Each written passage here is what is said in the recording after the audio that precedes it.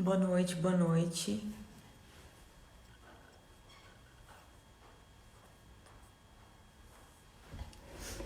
Boa noite, pessoal. Tá ok o áudio aí?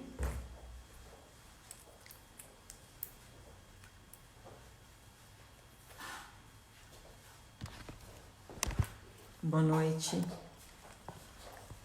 Esperando o João aí para conversar com vocês.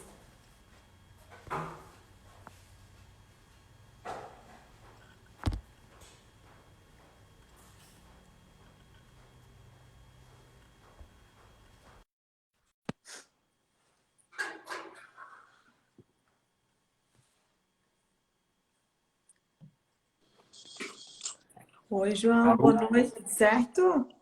Boa noite, tudo bem? O áudio tá ok aí? Tá ok. Deixa eu ajeitar aqui só para ajeitar a câmera aqui. Aí. Acho que estão me vendo bem aí? Aqui tá ok. Ah, legal. Que bom. Boa noite, pessoal, tudo certo? Quero agradecer aí vocês, né, por estarem aí na terças 20h20. Poderiam estar assistindo Netflix, fazendo outra coisa, estão aqui. Obrigado por estarem participando aí do desafio. Gratidão, João, aí por ter aceitado, né? Sempre os convites das lives e estar contribuindo aí com a gente, né? Com todo o Ah, a teu gente conhecimento. tá aí para isso, né? E o pessoal aí, não esqueça do desafio, toda terça aí às 20h20. Sigam lá Kistone, @Kistone Engenharia, eu vou deixar aqui para vocês. Sigam aí o João, que ele Siga posta o muita perfil aí. coisa interessante aí. Deixa eu só ver aqui, ajeitar aqui. Mandem também a live, né, para os amigos aí. Alô? Alô, alô? Alô, tá me ouvindo? Tudo ok? Tá ok aqui? Tá ok aí o áudio? Aham, tudo ok. Coloque o coraçãozinho aí, pessoal, né? Compartilhe com os amigos. E vamos começar então, né? Vamos lá. Então, nosso tema aí das 7 semanas é sobre condomínios e loteamentos. A gente vai estar falando, né, toda terça, assuntos relevantes, né? E o João aí a gente conversa bastante sobre o nosso tema de hoje, que é as ocupações irregulares, né? Dentro aí dos condomínios e loteamentos. Esse é um assunto que a gente bate bastante na tecla, né?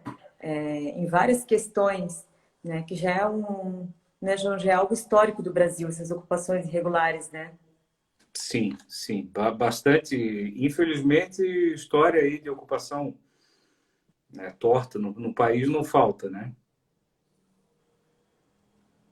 E esses números aí, até dei uma olhada hoje aqui, diz que em São Paulo, né, 25% só das ocupações de loteamentos de condomínios de grandes empreendimentos, né, são regulares. Que até grandes condomínios conhecidos são, né, não foram aprovados, né, são irregulares. Até que se quiser dar uma palavrinha sobre Itajaí aí, dar uma palhinha sobre essa É, história, sobre esses números. sim, eu fui dar uma pesquisada, né, a respeito do um pouquinho mais de alguns dados. Se a gente começar a pensar historicamente, a gente tem um país que nunca tratou a questão da terra de uma maneira muito séria. Até porque um dos motivos é porque nós temos uma extensão de terra muito grande, na verdade. Né? O Brasil é muito grande, se a gente for parar para analisar, enfim. E isso é claro que foi sendo tratado de uma maneira muito amadora, né? Eu sempre, e aí você tem alguns lampejos aí historicamente, os britânicos quando vieram aqui para trabalhar principalmente no setor de café no interior de São Paulo, Paraná, e começaram a trazer algumas coisas, porque lá eles têm um processo de escassez de terra muito mais forte do que o nosso, né? E aí traz a questão das regularizações. A gente tem que lembrar que até um tempo atrás, você ter a tua terra ter 2 metros a mais, a menos, as pessoas não davam muita bola, né? E processo de ocupações errôneas, né? O próprio o próprio surgimento das favelas no Brasil, a favelização do Brasil, ela vem de um processo que historicamente ele é complicado, né? Lá aquela volta daqueles soldados e canudos lá que não tinham para onde morar e foram ocupar o Morro da Favela no Rio de Janeiro, que é onde surgiu o termo, e aí disso a gente tem toda uma série de processos aí ao longo dos anos, né? E por que eu estou contando toda essa história? Porque uma das coisas que eu também observo nessa questão é o fato de que o brasileiro médio, a gente é um país de renda baixa, né? Média para baixa, a gente gasta um percentual da renda muito alto com habitação. Eu peguei um dado da Confederação Nacional dos Municípios, diz que, em média, um brasileiro gasta em torno de 39% do seu orçamento doméstico com habitação. Isso é um valor muito alto, né? E isso se tornou pior de uns tempos para cá, né? A questão e principalmente por uma variável que é o custo da terra. A gente sabe que o valor da terra no país inteiro ele aumentou ao longo dos anos, de uns anos para cá um pouco menos, por conta do quadro econômico, mas ele aumenta num descompasso no qual as pessoas têm um custo muito alto de moradia. E isso retroalimenta um problema que é o nosso déficit habitacional. Nós temos aí em torno de 7 milhões, 7 pontos, eu peguei na FGV, 7,78 milhões de moradias de déficit. Para onde que essas pessoas vão morar? Muita coisa, né? Essa é a primeira pergunta que a gente deve fazer. Onde é que essas pessoas vão habitar? Elas vão habitar em algum lugar, né? Existe toda uma corrente em volta de algumas questões urbanísticas, mas o fato é que ou elas vão morar onde elas querem, ou elas vão morar onde elas podem pagar. E aí, onde começa a entrar onde elas podem pagar, você começa uma série de processos de ocupações irregulares, de problemas decorrentes dessa urbanização mal feita, né? E que nos levam até a situação de descalabro total, onde eu não sei dizer aqui em Itajaí como é que está, mas é bem provável que você tenha um percentual não tão alto como São Paulo, como algumas regiões do Nordeste. Aqui, até por uma questão cultural, aqui da nossa herança de colonização, o pessoal já marcava mais, e nós temos um pouco mais de escassez de território do que o resto do país. Entretanto, existe também, de uma forma muito, muito recorrente, questões de habitação precária e moradia, erros de demarcação, enfim, porque não foram feitos projetos lá atrás que tenham possibilitado as pessoas virem morar em habitações e terra com qualidade, terra demarcada e, sobretudo, terra legalizada. Isso que eu acho que é o mais importante e talvez é o aspecto mais perverso disso tudo, porque muitas vezes as pessoas moram numa terra que não é sua. E até a questão de conseguir regularizar, né? Essas pessoas que moram nesses lugares, por exemplo, nas várzeas de rios, né? Que a gente sabe que é um grande problema, né? Dessas enchentes. Ah, não tem drenagem na rua, não tem drenagem.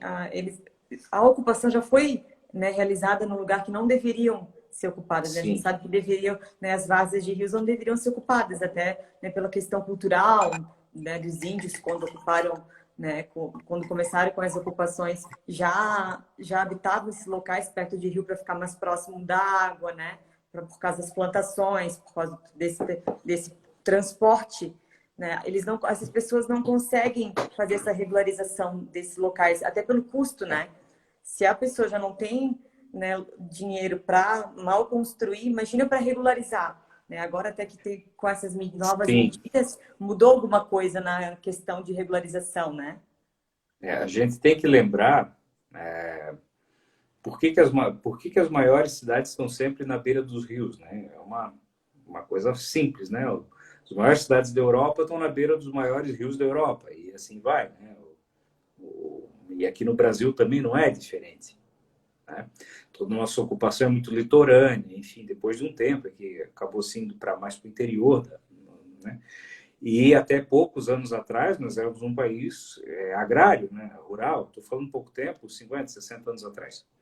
Então, pensa que nesse meio tempo, nesses últimos 50, 60 anos, toda uma massa de pessoas saiu do campo para a cidade e, ao mesmo tempo, essa massa teve filhos em massa, porque nós não somos um país de imigração, nós somos um país que cresce a população com a própria reposição da própria população aqui nativa, né? E essa população vai crescendo. E hoje nós somos 210 milhões de pessoas no país. Essas pessoas, elas procuram locais para morar dentro daquilo que a própria condição de renda permite. E aí, vê como é interessante as coisas. Os índios moravam perto dos rios, mas não tanto. Eles moravam um pouquinho mais longe e não ficavam tanto nas planícies, principalmente dos rios que alagavam. O que a gente fez com as nossas populações? Nós jogamos as pessoas para regiões que são de alagadiço, causando uma série de danos passivos. Muitas vezes nós temos que tirar essas pessoas de lá para botar em questões sociais, gerando encargos para o Estado, sendo que a raiz de tudo isso é o seguinte: o custo de moradia no Brasil é extremamente alto frente à renda. Agora, como é que a gente combate isso? Eu bato muito nessa tecla dentro do trabalho, dentro do município. Você combate mercado de terra ilegal não é proibindo as pessoas de morar, porque elas vão ter que morar em algum lugar. É muito fácil a gente fazer críticas às pessoas que compram, às vezes, uma terra irregular, alguma coisa. Nós temos que combater isso com um mercado de terra legal. Não existe outra maneira de fazer. E aí a gente tem que mudar a chave de algumas coisas dentro do setor público, dentro do setor privado, para que a gente possa evoluir nesse sentido. E até a opinião, né, dos órgãos públicos quanto a isso, né, quanto à urbanização e essa regularização de forma mais geral, né? Aqui em Itajaí, por exemplo, qual a tua opinião aí sobre esses pensamentos, essas ideologias? A gente está passando, acho que um momento, né, que a nossa região ela tem uma dinâmica populacional diferente de várias partes do país, né?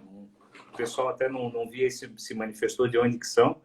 Eu vi que está aí o Matheus, aí um amigo nosso que fez Wagner faculdade aqui, também, mas boa é do noite aí, interior do Wagner, Paraná. gratidão por estar participando. Legal. E hoje está morando em Portugal, né? Imagino que tem de algumas outras regiões aí do país. Basicamente é o seguinte: vai muito da dinâmica, né, populacional da região, mas hoje a gente tem aqui um influxo de mais ou menos 4.000 pessoas por ano no município. Isso é um número bastante considerável, se a gente for analisar. Né? A gente está falando de uma certa forma, de um crescimento na faixa de 2% ao ano. Isso é acima da média nacional, né? E é bastante substancial. Né? O que acontece é que todo esse influxo ele vai ou para a área urbana consolidada, né? Que vai se ocupar com apartamentos, e essa área urbana consolidada, nós já temos que isso aí é assunto para outra live. Só o que nós temos que reformar de código de obras, no sentido de mudar a questão das restrições à construção, a questão de restrições à modulação de dormitórios, de cômodos internos, isso já dá uma outra conversa grande, né? Nós temos uma porção que vai para esse centro expandido, para essa questão adensada, essa região adensada. Nós temos uma população que não sabe ainda onde vai e tem uma população que quer morar em casas, quer ter seu espaço, quer construir a sua casa. E essas pessoas, elas não vão comprar terra nas áreas já consolidadas, porque o preço da terra está muito alto. Né? A gente está falando aí agora, porque o valor, se você pega o valor de alguns lotes e algumas coisas, algumas implantações que nós temos, a gente está falando de coisas na faixa de 40, vamos falar em dólares para tentar entender. Loteamentos populares estavam sendo vendidos há uns anos atrás com lotes na faixa de 30 a 50 mil dólares. Aí, claro, hoje os preços se mantêm mais ou menos estáveis, trazendo inflação, enfim, mas o custo da terra ainda continua muito alto, só para a gente ver como está isso inflacionado. Então, essas pessoas não vão, elas não vão comprar ali. Então, para onde é que elas vão? Para ocupação irregular. Porque essa ocupação irregular, o cara vai lá, faz parcelamento, não, é contrato, tá tudo bem, tá, e o cara vai lá morar. Só que isso não tem infraestrutura, isso não tem legalização, então a pessoa não tem a terra. Isso gera pressão nos serviços públicos, porque cada implantação dessas, as pessoas começam a demandar equipamentos públicos, creches, e aí depois ainda o Estado tem que ir lá, em algum momento, fazer a regularização e consertar. Então, sob esse aspecto, é muito complicado. Eu vejo que o Estado e a comunidade ele tem que repensar, em algum momento, o modo como ele lida com a terra, porque o fato é que as cidades elas estão ainda no processo, e a nossa região aqui está num processo de expansão urbana que é forte. Né? A gente está agora esperando os navios da Marinha vir. Né? Já tem a ordem de serviço assinada, vai começar todo aquele trabalho de mobilização. São 8 mil empregos, entre diretos e indiretos. 8 mil, se cada família tiver ali, vamos botar aí que vai vir 6 mil famílias, isso aí no total. 6 mil, uma média de 4 pessoas, são 24 mil pessoas a mais na cidade. Aí a linha de ônibus, é asfalto, é ponto de posto de saúde. E onde é que essas pessoas vão morar? Essa A gente pergunta precisa tem que se dessa fazer. expansão urbana, né? Até o... E aí, até o Felipe fez uma pergunta ali, se isso não seria uma burla da lei do loteamento. É uma coisa totalmente diferente. Porque uma coisa é o seguinte, o loteamento tem que ter, e tem que ter o condomínio também. Talvez são duas coisas distintas que estão trabalhando para públicos diferentes, mas que podem trazer um benefício aí para a comunidade, para a municipalidade, tanto no sentido da terra legalizada, como no sentido da redução do custo operacional da manutenção da infraestrutura da cidade. Na minha opinião, Lidiane, né, pensando aí na parte de infraestrutura da cidade, que a maioria das cidades não comporta, né? Não tem esse dinheiro, não tem, né, como trazer toda essa infraestrutura que é necessária, né? Então, por que Sim. não abrir um pouco esse gargalo, né, para os empreendedores, né, investirem dentro da cidade, né, negociarem a construção de loteamentos abertos, por exemplo, né, que beneficiaria, né, o pessoal daquela região, né? Por que não, né? Por que não repensar aí a forma de urbanização das cidades? Por que não realmente expandir ao invés de deixar essas ocupações irregulares, né? Que cada vez vão aumentar mais, porque se o déficit aumenta, né? A gente precisa dessas áreas, né? Sim. O que a gente tem que pensar a respeito, né? Não é claro que cada cidade aí tem a sua necessidade, né? Não são todos os públicos que demandam todos os tipos de produtos, né? Mas é importante uma cidade ter à sua mão uma gama de opções no sentido de poder discutir e ver as suas implantações da melhor forma. Trazendo para a situação que a gente está hoje também de uma pandemia, né, que vai transformar todo o modo como a gente encara também o próprio espaço urbano em si, ele deve sofrer algumas reflexões. Né? A gente está vendo, a gente sabe que o adensamento é um fenômeno que é inexorável, no sentido de que as coisas a tendência é que as cidades continuem adensando, e é bom que elas adensem, porque elas começam a gerar viabilidade de transporte público, de baixar custo de tratamento de efluentes, né, de esgoto, enfim. E existe uma demanda de pessoas que também precisam do seu espaço. Né? Dentro desse aspecto, as cidades vão ter que se programar, porque a própria Covid ela vai gerar uma demanda hoje de pessoas que não querem, de repente, ficar nesse adensamento. Elas querem morar na sua casa, no seu lote, que seja um lote dentro de um condomínio, dentro de um loteamento popular, mas elas querem ter o espaço da sua casinha. E é um direito que é lícito da pessoa. Né? Tem gente que não se acostuma a morar numa kitnet, ou num loft, enfim. E essas pessoas vão querer morar em algum espaço. É justo que as cidades forcem eles a uma ocupação irregular? É isso que a gente tem que refletir, né? É correto que as cidades fiquem criando guetos entre aquilo que é lícito e o que não é lícito e tratar as pessoas como cidadãos de segunda classe? Não é. Não é. A gente tem que começar a enfrentar isso. E como é que a gente enfrenta? Como é que a gente mata o mercado de terra ilegal? É com terra legal, é com oferta, porque daí baixa o custo, você tem oferta, você tem competição, você tem opções para a pessoa e ela não vai comprar do terceiro que é ilegal. E isso já aconteceu aqui no passado na região com relação à invasão de terras públicas. Como é que se matou o mercado de invasão de terras públicas?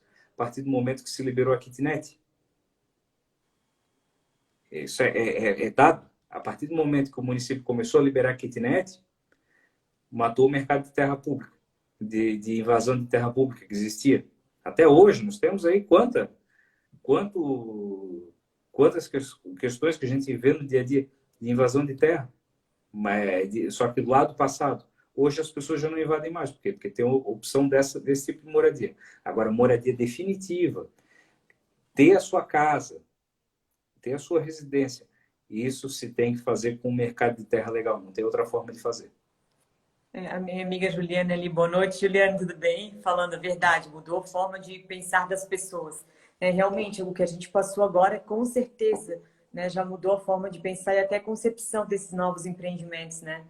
Desde a forma como a gente vai agir, né, frente aí ao poder público, a forma de urbanização das cidades, quanto a forma de concepção do próprio empreendimento, de lançar, né, o empreendimento, de pensar, né, no que agora a população vai querer, né? Como tu falou aí, até se fala bastante agora sobre o chacreamento, né? Até a última live o Wagner comentou, aí a gente falou um pouco sobre esses empreendimentos de chácaras, por exemplo, né? Que é uma opção, né? Uma opção que agora não, já era, né? De se pensar em Porque alguns locais e agora um pouco mais, talvez. o que vai acontecer também é que a dinâmica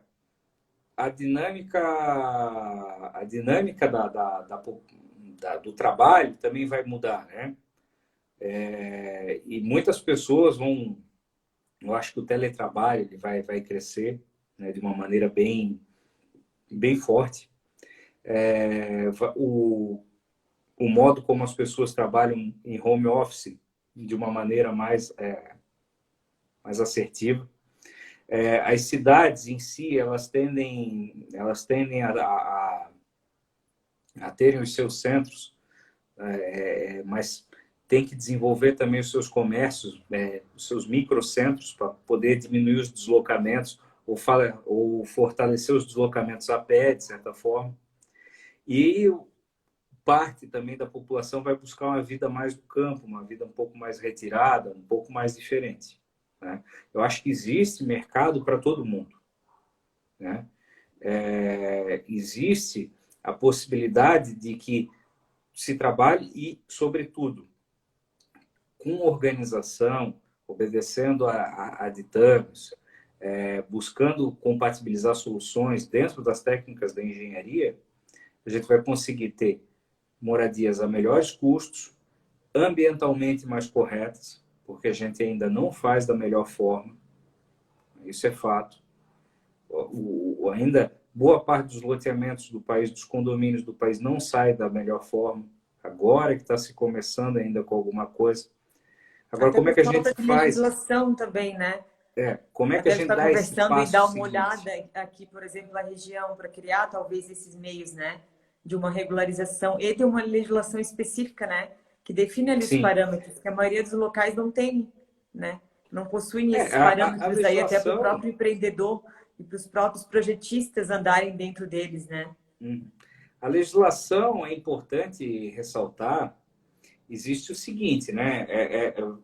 Falando de uso de solo, né? Você tem duas opções. Ou você vai trabalhar com loteamento, que é o desmembramento com o desmembramento em lotes individuais, né? E aí com dação de terra para questões de áreas institucionais, verdes, né? Em percentuais mínimos. E você tem sistemas condominiais que você pode se basear tanto nas leis federais, como estaduais ou municipais, nas suas ausências, de maneira que aquela unidade, na verdade, é como se fosse um apartamento, ela faz parte da gleba única, né? Agora, aí a responsabilidade de arruamento, de organização do espaço, por exemplo, é responsabilidade do condomínio. Por exemplo, o calçamento, né? Então, o calçamento da rua do condomínio é feito pelo próprio condomínio. O que para o poder público é bom. E por que é bom? Porque você tira do poder público uma necessidade de custo que ele teria se loteamento fosse, por exemplo, né? No sistema condominial. É para todo mundo? Não é. Né? Você não vai fazer um condomínio, dificilmente vai fazer um condomínio popular, muito popular, porque as pessoas não vão querer ter essa despesa mais do condomínio. Elas vão para o loteamento. Agora, quando você trabalha com um sistema condominial em algumas situações, e aí o empreendedor tem que também abrir um pouco a cabeça de não fazer aqueles condomínios que segregam dentro da cidade, sim condomínios que integram dentro do espaço, aí você começa a ter um sistema de ganha-ganha para o município, que é importante porque o que acontece é o seguinte, boa parte dos municípios, com a questão da Covid também, nós temos que entender que os municípios vão ter passivos sociais enormes, o custo de manutenção, principalmente da área de saúde, vai explodir, e aí o município tem que ficar entrando com dinheiro para ficar calçando rua, pavimentando, refazendo, é complicado, né? Além de todas as dificuldades que um processo de, por exemplo, um processo de licitação, ele demora, impugna, e aí você tem aquele buraco no meio da rua. Num condomínio, não. O condomínio vai lá, faz 3 cotações, pega um empreiteiro e toca, né? Então, nesse aspecto, tem essas vantagens. Agora, para que essas vantagens se materializem, é importante que o empreendedor também tenha uma cabeça de ser integrativo no processo, né? Para que possa realmente ser uma via de mão dupla, um ganha-ganha dentro do município, né? Até compartilhando aí aquela parte do que eu falo sempre sobre a contribuição social versus o retorno financeiro, né? Até a frase de hoje, quero compartilhar aí, que tem a frase do desafio. Então, vou colocar aqui a frase. Contribuição social vezes retorno financeiro, né? Uma reflexão aí para o pessoal, principalmente para quem empreende na área, né? Sim. Repensar uma isso, coisa, né? Pensar não só no retorno financeiro, mas no que pode contribuir e no que pode alterar naquela região, né? A gente sabe que empreendimentos de um maior porte impacta muito na região. Até por isso que o poder público, né, se limita e sempre pensa, né, até a gente tem essa morosidade em questão de escolha e da responsabilidade do município e dos órgãos regulamentadores, né, naquela região, né, naquele macro, né, pensando no macro ambiente ali nos bairros próximos, onde vai ser o empreendimento, na própria região, nas próprias vias, né, no sistema de água e esgoto, no que impacta. Imagina o impacto, né, de 600 lotes, né, de 1000 lotes dentro de um bairro, né? É um grande impacto, né? E quando a gente empreende, quando a gente está fazendo, né, esse papel, quando a gente está do outro lado, do lado do empreendedor, a gente deve pensar não só, né, no retorno financeiro, como, né, o Wagner falou, na responsabilidade social, né? Bem isso. Bem a responsabilidade social, em pensar em alterar, né, em alterar o macro, em alterar, né, de forma que beneficie, né, aquela região, né? E isso vai trazer também um benefício para o próprio empreendedor, né? Vai trazer um benefício do nome, vai trazer um benefício para os próximos empreendimentos, né? Até dentro da cidade, dentro da forma de até viabilizar talvez o projeto dentro de um órgão público, mostrar que está disposto a contribuir de alguma forma, né? Mostrar que está disposto a fazer diferente, né? Não vai fazer de qualquer jeito, não vai executar de qualquer forma, já vai ser visto, né, até pelo próprio órgão aí público, até numa prefeitura, né, no órgão ambiental, vai ser visto diferente, né? Tomando as medidas aí, né, cabíveis e necessárias para poder contribuir de alguma forma, né? Então, a frase de hoje que eu vou deixar é essa. Mandem lá no @Keystone Engenharia a frase de hoje para participar aí do desafio. Nós temos que entender, Liliane, é que o modo como as pessoas estão vendo, e a própria pandemia também está trazendo isso um pouco, ela está suscitando um modo de repensar a vida, certos aspectos, né?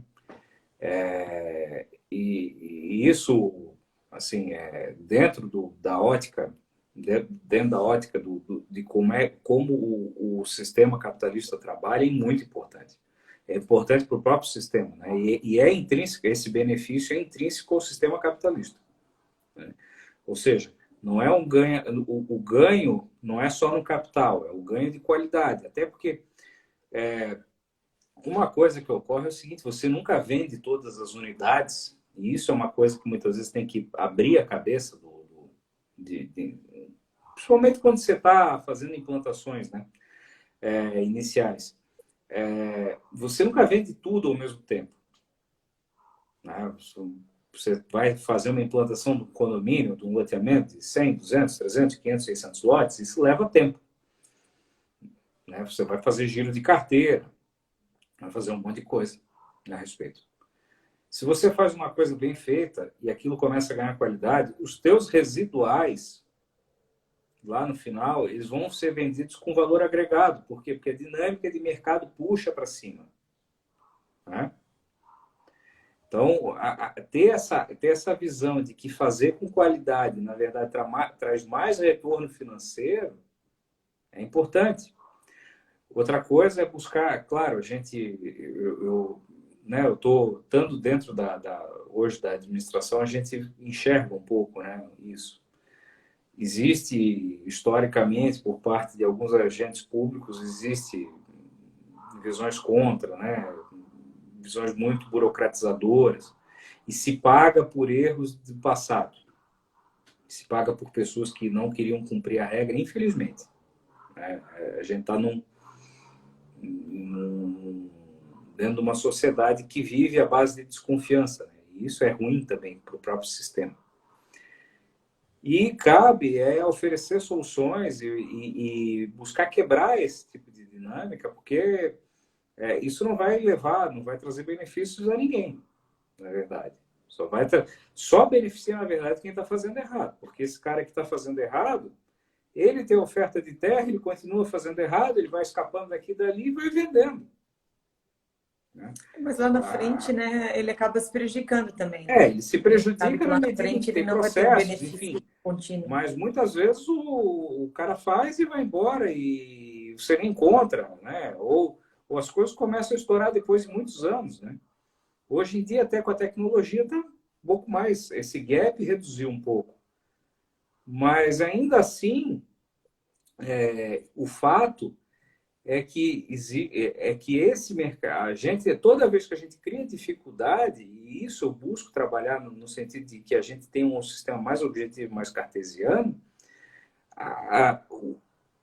isso só beneficia a quem não faz as coisas corretamente. Aí é que eu digo que tem que entrar empreendedores, comunidade, poder público, entrar todo mundo junto. Até porque o poder público não é separado da comunidade, as pessoas nós somos parte da sociedade como um todo. Não dá para pensar um nós e eles, né? Como se o Estado fosse uma coisa à parte.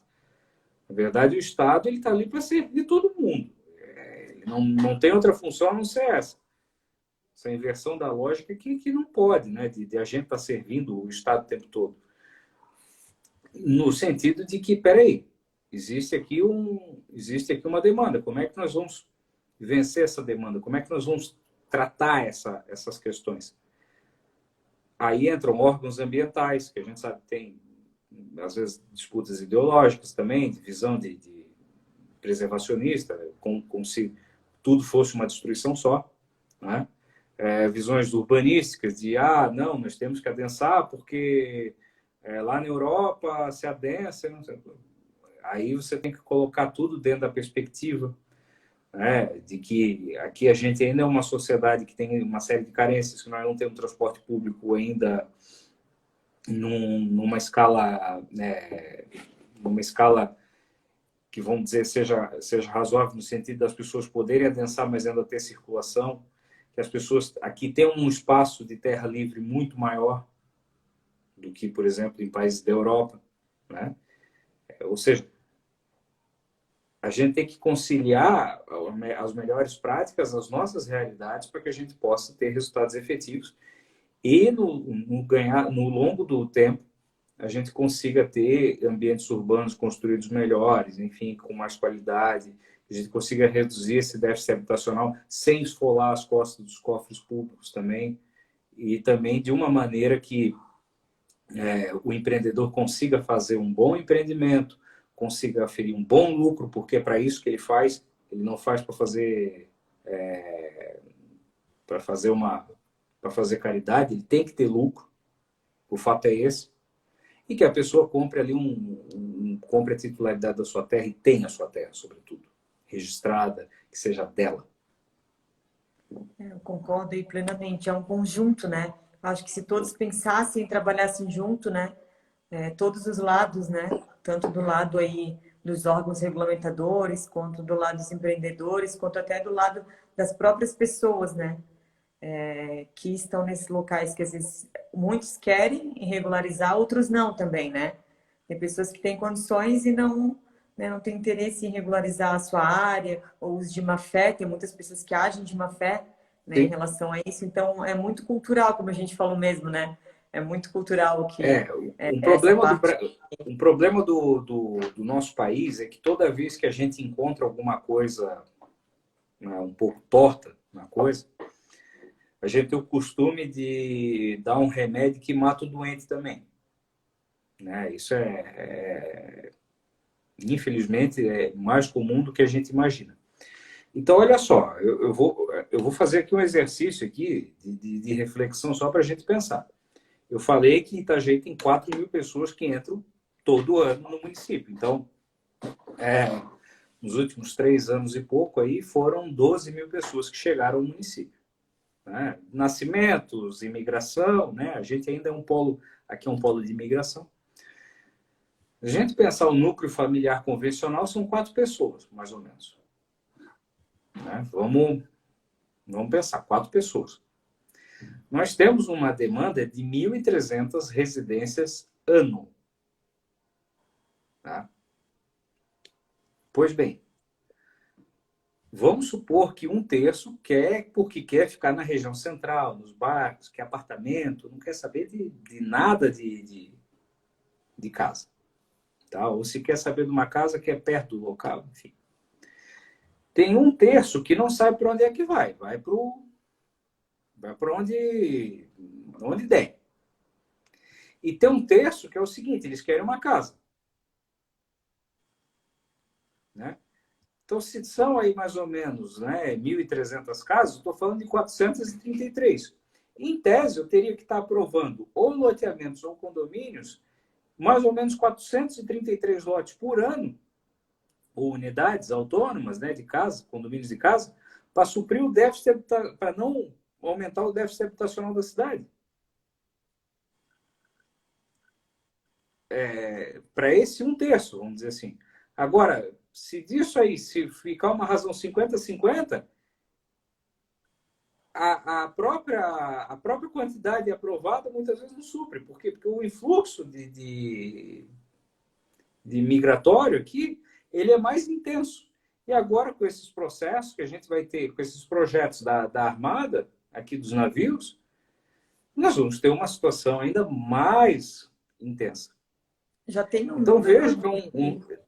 é um desafio que perpassa administrações, é uma coisa que a sociedade tem que conversar a respeito.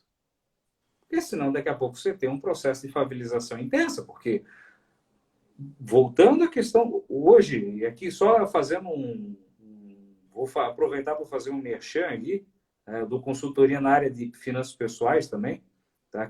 Quem não seguir o meu perfil, segue, a gente está sempre dando alguma dica a respeito.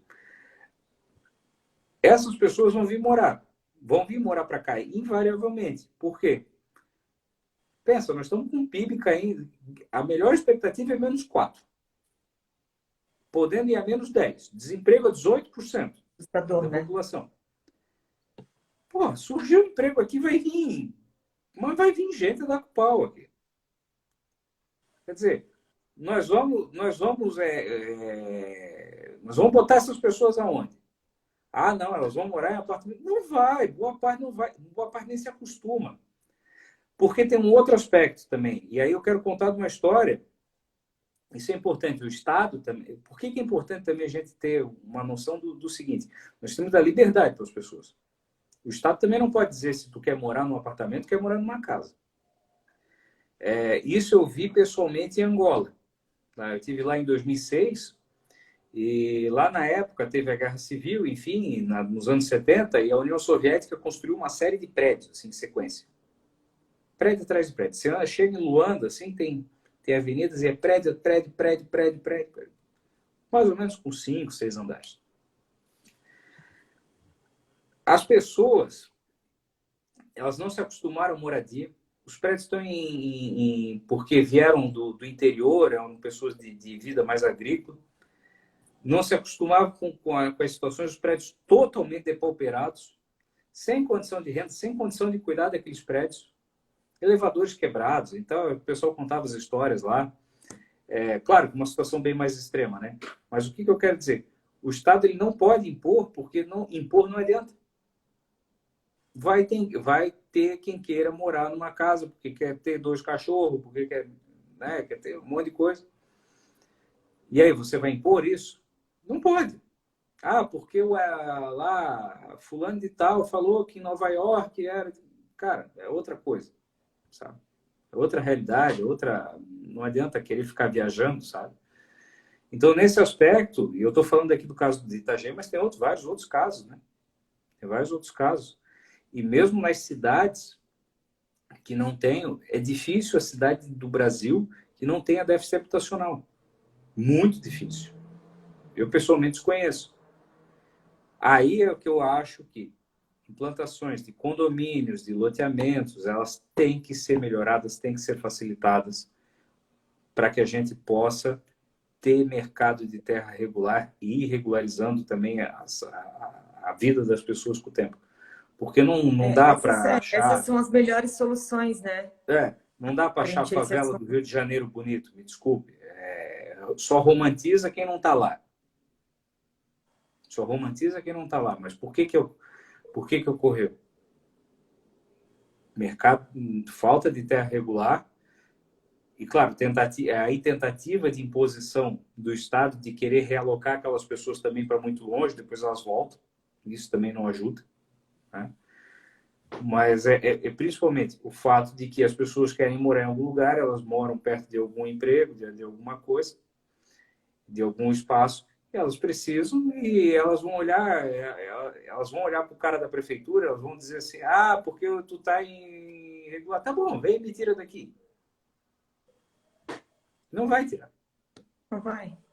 Aí se É tirar, uma vai para o aluguel utopia, né? social. Aí vai para o aluguel social. O aluguel social é o quê? É recurso do município que podia ir para a saúde, para melhorias de escolas, enfim, e está indo para isso. Por quê? Porque o município simplesmente se negou, em algum momento, por alguma viés ideológico, se negou a fazer isso. A Então, eu não... Maria falando ali sobre o Estatuto da Cidade, né? É uma grande oportunidade das pessoas sentarem e lerem o Estatuto da Cidade e participarem Sim. da gestão democrática. E a questão do Estatuto das Cidades, tá? Aí eu faço parte do Conselho Municipal de Gestão e Desenvolvimento Territorial. As pessoas reclamam muitas vezes, né? Só que esses instrumentos legais, eles também foram feitos, e conselhos, hoje eles estão muito aparelhados politicamente. E por que estão aparelhados também, com viés ideológico? Porque as pessoas se negaram a participar.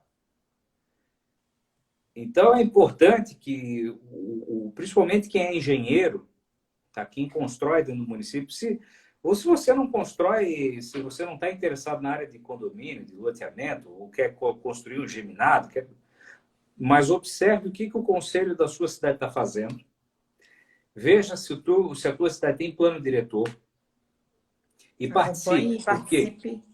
Participe, porque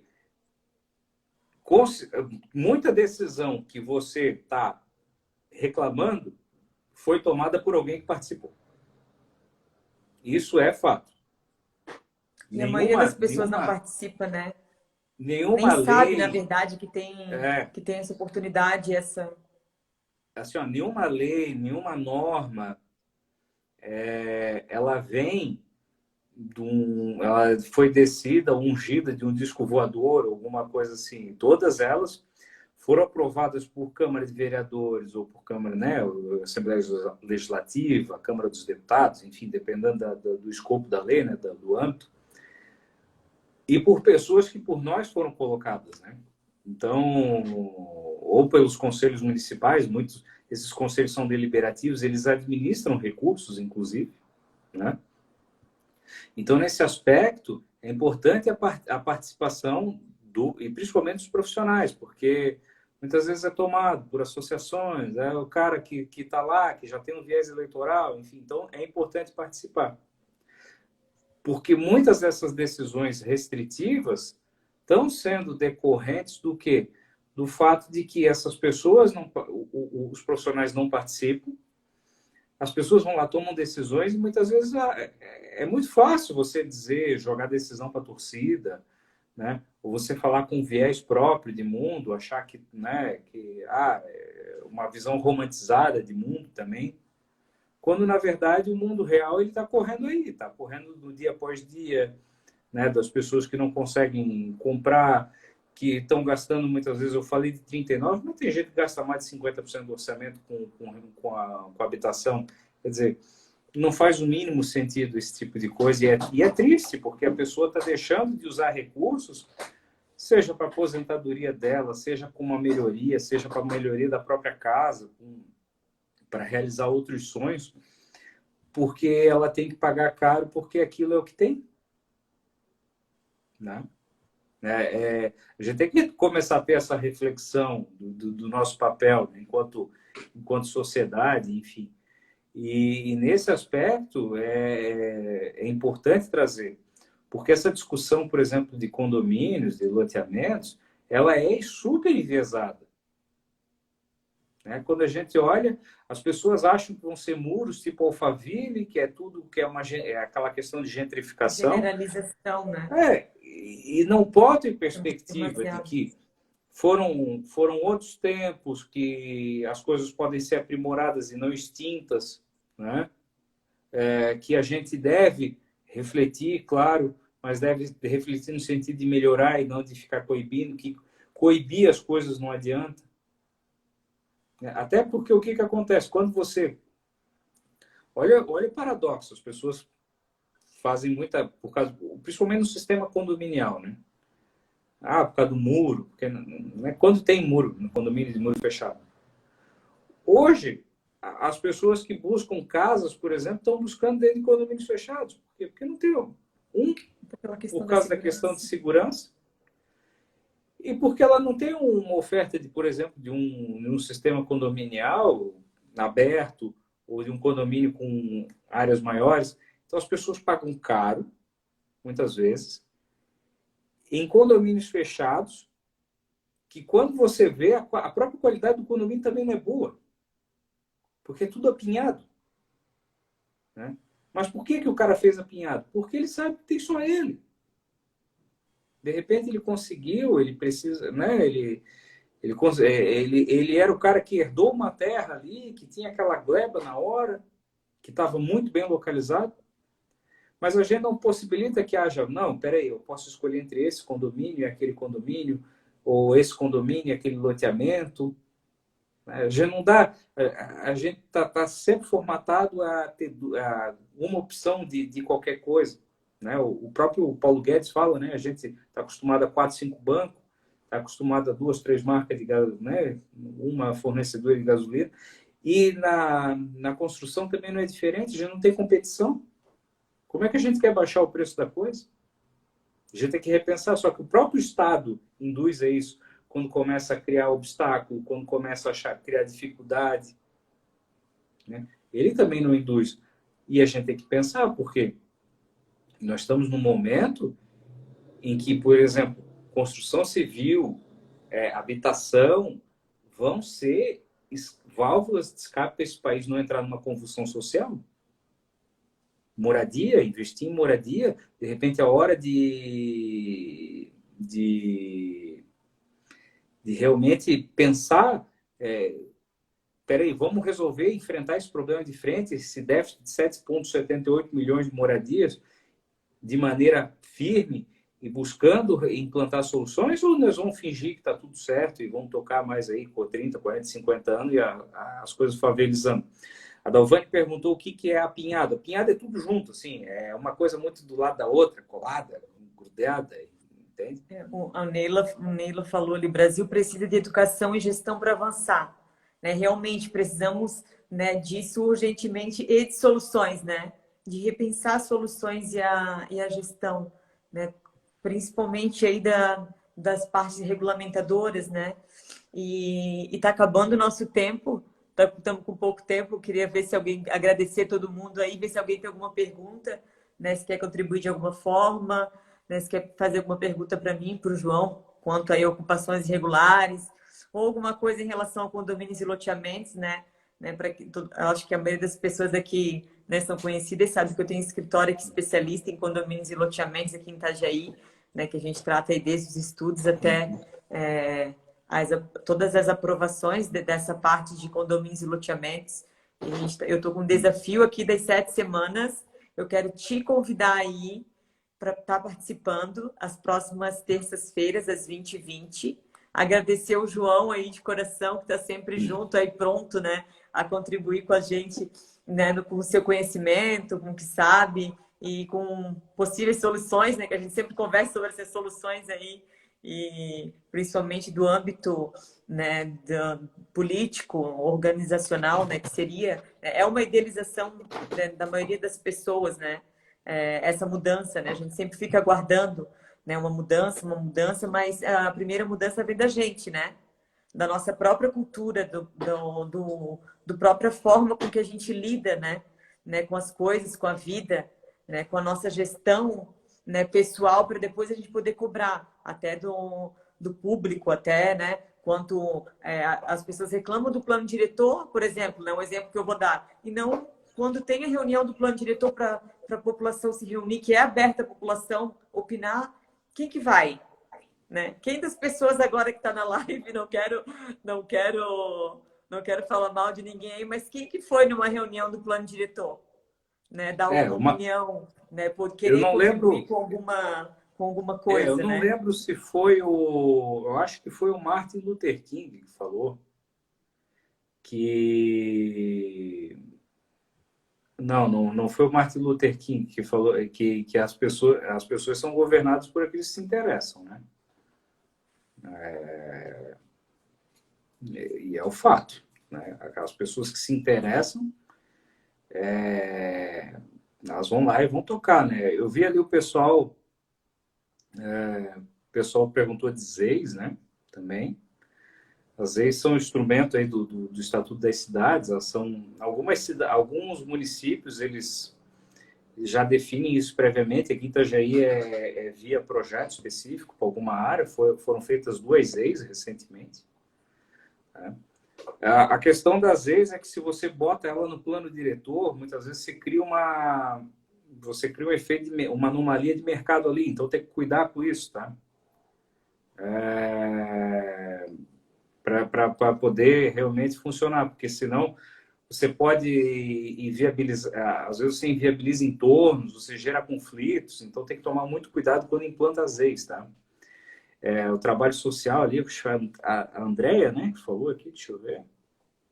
É um trabalho técnico-social junto com os projetos. Eu acho que o projeto ele tem que ser integrado, né, André, no sentido por exemplo, quando a gente fala em condomínio, por exemplo, de residencial, e a gente busca trazer a visão do condomínio sem muros, né, uma coisa integrada, por exemplo, e que possa ter a sua própria segurança, né, por exemplo, com os benefícios e alguns ônus ali que vêm junto.